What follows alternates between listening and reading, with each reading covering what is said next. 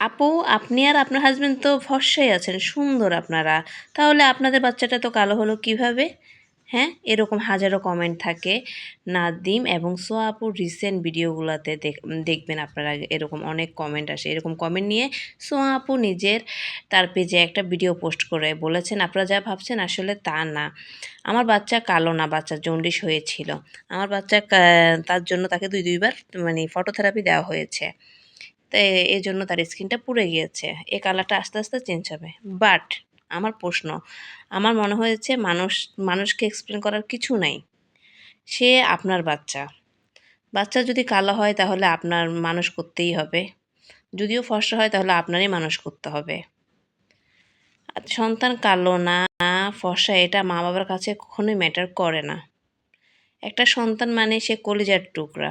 সুস্থ একটা সন্তান জন্ম দেওয়াই আসলে মা-বাবার জন্য অনেক, অনেক বড় একটা নেয়ামত। যারা বাচ্চাকে নিয়ে এরকম বাজে কমেন্ট করে, আপনার বাচ্চা কালো কেন?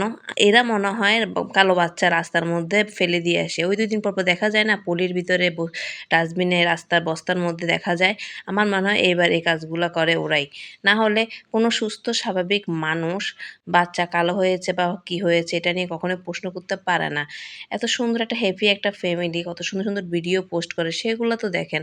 দেখেন না রে ভাই, বাচ্চা নিয়ে পড়লেন কেন? বাচ্চা কালো না সুন্দর। এগুলো হচ্ছে অসুস্থ মন মানসিকতা নিয়ে করে।